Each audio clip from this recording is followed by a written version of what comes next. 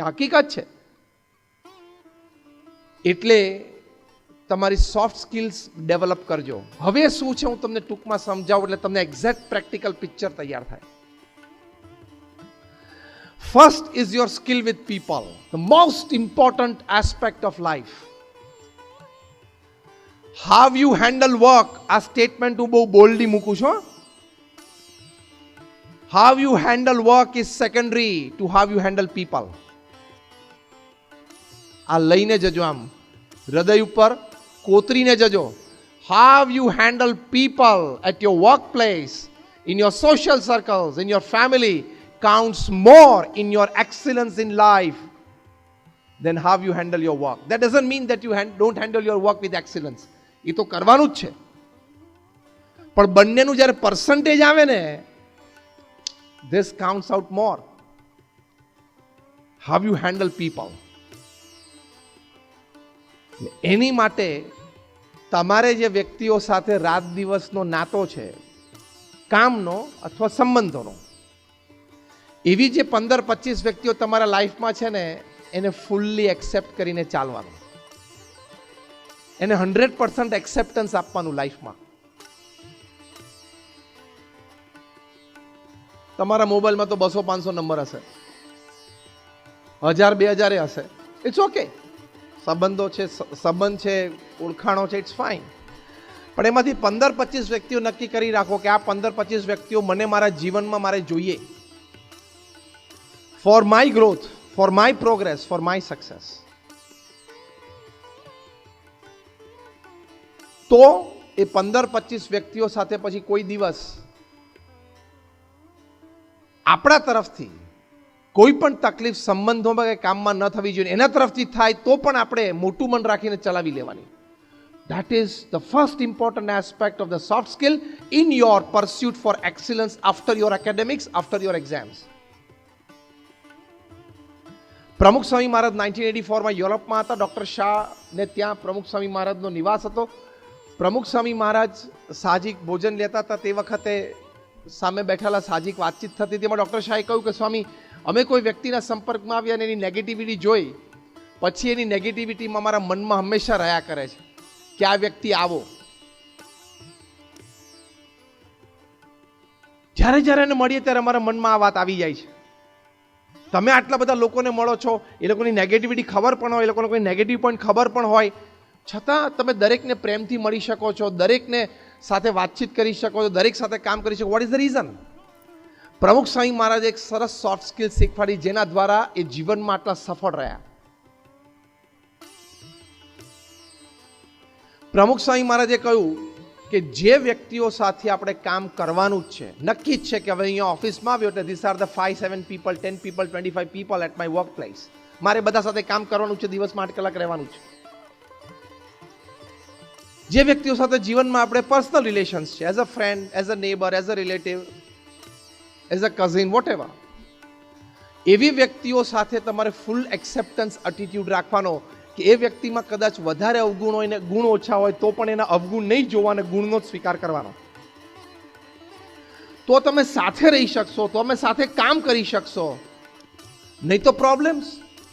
જેની સાથે તમારે 8 કલાક કાઢવાના જ છે, હવે નક્કી જ થયું છે, તમે ત્યાં જોબ લીધી જ છે ને 8 કલાક કાઢવાના જ છે, પછી તમે તમારા ડેસ્ક ઉપર બેઠા બેઠા કહો કે આ પેલો આવો, પેલો આવો, પેલો આવો, તો તમને એની સાથે કામ કરવામાં મજા નહીં આવે. અને મજા નહીં આવે ને એટલે સારા આઈડિયાઝ પણ ક્રિએટ નહીં થાય અને પરફોર્મન્સ ઉપર પણ ઇફેક્ટ આવશે. This is a 100% reality. એને એક્સેપ્ટ કરે ને ભાઈ હવે એને જુઠ્ઠું બોલવાની આદત છે અને ખોટું રિપોર્ટિંગ બોસ નહીં કરે છે, મારે આ 2 વસ્તુથી એનામાં ધ્યાન રાખવાની છે, બાકી મારી સાથે જે કામ કરવાનું છે એમાં એક્સેલન્ટ પરફોર્મન્સ મારે આપવાનું છે, તો હું આવી રીતે કામ કરીશ. એના નેગેટિવ્સ જાણીએ એનો વાંધો નહીં, પણ don't allow the negatives of the person you are associated with to come on the fore, to come in the front and take control of your behaviours with him. આ અગત્યનું છે.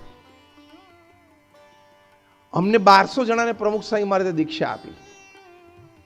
The range is from an ordinary adivasi youth to a Harvard double graduate. બહુ મોટી range છે. પણ હવે પ્રમુખ સ્વામી મહારાજને અમારા 1200 સાથે બધા સાથે ફાવે, બધા સાથે કામ કરી શકે. એ એમની વર્કિંગ રેન્જ કેવી કહેવાય? તમને ચપરાસી જોડે પણ કામ કરતા આવડવું જોઈએ અને સીઈઓ સાથે પણ કામ કરાવવું જોઈએ. એ skills which is called relationship skills, soft સ્કિલ્સમાં પહેલી આ છે. That will be the path to excellence after your exams. અમે 1200 સંતો છે, એમાંથી 750 થી પણ વધારે સંતો graduates, post graduates, chartered accountants, doctors, engineers છે. એમાંથી 150 થી પણ વધારે સંતો બોર્ન અમેરિકન અને બ્રિટિશ સિટીઝન છે. અમારા 50 થી પણ વધારે સંતો they have studied in Harvard, Stanford, Carnegie melon, Yale એવી ઇન્સ્ટિટ્યૂટ્સમાંથી ભણ્યા છે, ડબલ MBS થયા છે.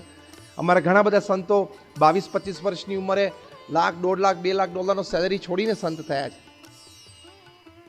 અને એવા પણ સંતો છે જે 2 ચોપડી ભણેલા છે અને આદિવાસી વિસ્તારમાં મોટા થયા, એવા પણ સંતો છે. We together are running the organisation. We have inherited this very important soft skill from પ્રમુખ સ્વામી મહારાજ. આ તો મેં તમને હસતા હસતા એટલા માટે વાત કરી, આ બધા સંતોના બેકગ્રાઉન્ડ એજ્યુકેશન, એટલે તમને એમ ના થાય કે નહીં ફાવ્યું હોય, નહીં જામ્યું એટલે અહીંયા આવી ગયા.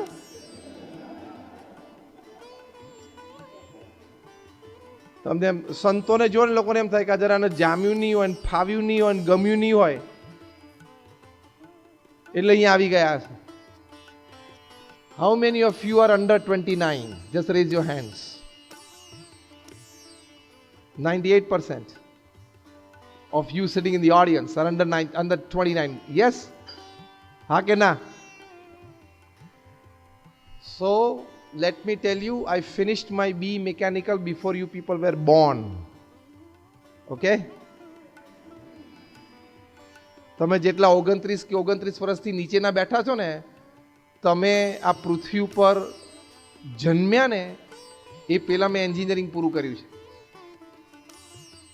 From BVM engineering college Vallabh Vidyanagar. જ્યારે અમારા વખતમાં ગુજરાતમાં 5 જ એન્જિનિયરિંગ કોલેજ હતી. અત્યારે બિલાડીની ટોપની જેમ જે ગલીએ ગલીએ ખુલી છે એવું નહોતું.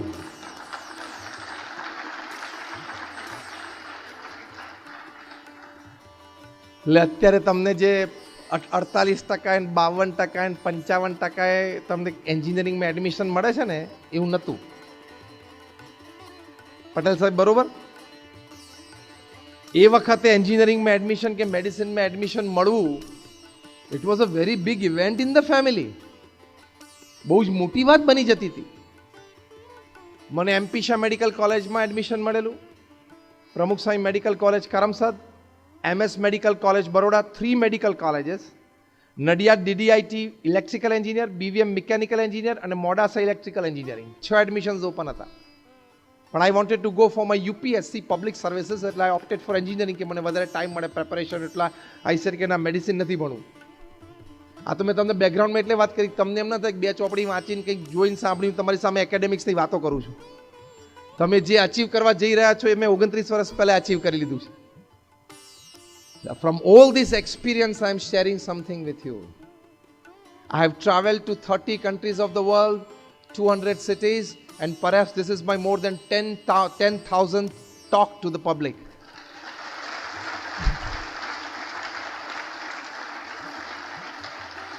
And in the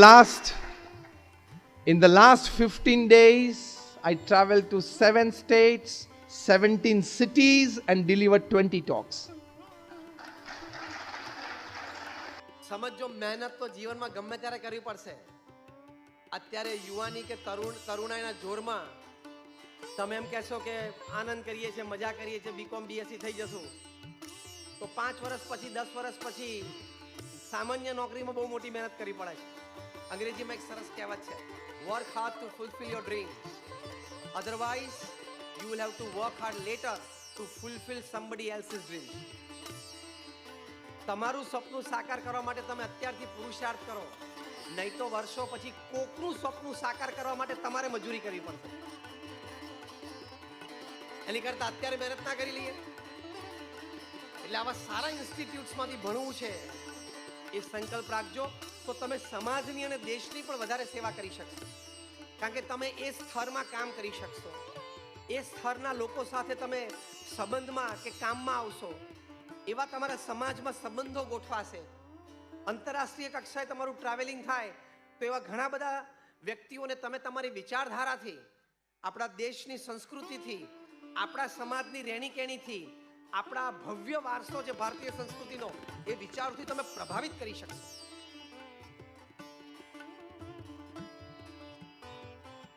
આની આ જ વાત જે અત્યારે આપણે કરીએ છીએ એ તમે એક સામાન્ય વ્યક્તિ તરીકે કરો. અને તમે ક્યાંક ટ્રાવેલિંગ કરતા હો ને તમે પહેલા તમારું ઇન્ટ્રોડક્શન આપો કે હું IIM ગ્રેજ્યુએટ છું, અને આ બે વાત હોય અને પછી તમે હિન્દુત્વની વાત કરો ને તેને સ્પર્શી જાય. કે આ કક્ષાનો ભણેલો વ્યક્તિ, એની આવી સ્પષ્ટ વિચારધારા છે, એ ભારતીય સંસ્કૃતિ અને હિન્દુ સંસ્કૃતિની આવી મહાન ધરાને જાણે છે, સમજે છે, અપનાવી છે અને આવું સરસ જીવન જીવે છે, ઇમ્પ્રેસ થઈ જાય. એટલે you should have your holding. તમારી પોતાની તાકાત તો તમારે ડેવલપ કરવી જ પડે. તો ખૂબ સારો અભ્યાસ કરવાનો અત્યારે તમારી પાસે સમય છે. બૌદ્ધા તમારી ઉંમર જોતા હજી તમારે 5-7 વર્ષનો અભ્યાસ તમારી પાસે છે. તો દિવસમાં 8 કલાક, 10 કલાક, 12 કલાક પણ મહેનત કરજો. તો તમે તમારા પરિવારની ખેવના સારી રીતે કરી શકશો, સમાજ અને દેશની સેવા પણ સારી કરી શકશો, સંસ્કૃતિ અને માનવતા એનો પણ પ્રચાર પ્રસાર ખૂબ સારી રીતે તમે કરી શકશો. એનો બધો આધાર સારા શિક્ષણ ઉપર છે. કારણ કે તો તમારું પ્રેઝન્ટેશન સારું થાય, તમારું એક વ્યક્તિત્વ ખીલી ઉઠે, તમને સમાજમાં લોકો વધારે સારી રીતે સ્વીકારે, તમારા અભિપ્રાય બે વ્યક્તિને વાંચવાનું મન થાય કારણ કે બે તાકાતવાળી ડિગ્રી પાછળ હોય. આ બધો ઘણો બધો લાભ છે સારા અભ્યાસનો. અહીંયા બેઠેલા તમામ વિદ્યાર્થીઓના હૃદયમાં અમે સમજી શકીએ છીએ કે સેવાની ભાવના તો પુષ્કળ છે. સમાજની, સંસ્કૃતિની અને દેશની, એટલે જ આ સંગઠનમાં આપણે સાથે આવ્યા છીએ. એ બહુ જ મોટી વાત છે. એની માટે તમને 100 ધન્યવાદ આપીએ તો પણ ઓછા છે કે આ ઉંમરે તમારા હૃદયમાં આવી એક મોટી ભાવના જાગી છે. પણ એ ભાવનાને તમારે વિશ્વ સ્તર ઉપર લઈ જવી હોય તો પ્રથમ અગત્યની પાયાની વાત છે સારું શિક્ષણ પ્રાપ્ત કરજો. તો તમે જે લખશો એ પણ સારા વર્ગમાં એ વિચારો જશે. તમે જે બોલશો એ સારા વર્ગ સુધી પહોંચશે. કારણ કે અત્યારે એ વર્ગને આપણે સંસ્કૃતિ અને સંસ્કારનું ભાન કરાવવું ખૂબ જરૂરી છે. કે જે વર્ગ ઘણી વખત પોતાને બૌદ્ધિક માને છે, સેલ્ફ મેડ ઇન્ટેલેક્ચ્યુઅલ્સ, પોતાની જાતને બૌદ્ધિક માને છે, અને ઘણી વખત બિન સાંપ્રદાયિકનો ખોટો નાનો મોટો અર્થ થતો હોય, ત્યાં સ્પષ્ટીકરણ એ કરવું ખૂબ જરૂરી છે. અને થઈ શકે સારા શિક્ષણથી અને આપણા સંસ્કારથી. માટે સારું શિક્ષણ તમે પ્રાપ્ત કરજો. આ બીજી મોટી વાત છે શિક્ષણ સંબંધી 21મી સદીમાં જે આપણી માટે ખૂબ આવશ્યક છે. ત્રીજી એક મોટી વાત છે કે આજે વાત કરી સંસ્કાર સાથેનું શિક્ષણ. તમે ગમે તે હો, ગમે ત્યાં હો, ગમે તે પદ ઉપર હો, ગમે તેવી પ્રતિષ્ઠા હોય, ગમે તેવી સત્તા પણ હોય, પણ જો સંસ્કાર ચૂક્યા, નીતિમત્તા ચૂક્યા, તમે પ્રામાણિકતા ચૂક્યા, તો બહુ જ મોટો ફેર જીવનમાં આવી શકે છે. તમારી દિશા પણ ચૂકાઈ જશે, ધ્યેય પણ હાથમાં નહીં આવે અને જીવન પણ બરબાદ થશે. માટે સદગુણે યુક્ત તો હંમેશા રહેવું. રોજ સવારે ઉઠીને પોતાની જાતને કહેવું કે મારાથી આ ખોટું થાય જ નહીં, મારાથી અનીતિ થાય જ નહીં, એ મારી ખાનદાની જ નથી, એ મારા સંસ્કાર જ નથી. એટલું તો રોજ પોતાની જાતને મનને દ્રઢ કરાવી દેવું. કારણ કે સંસ્કાર ચૂક્યા તો બધું જ ચૂક્યા.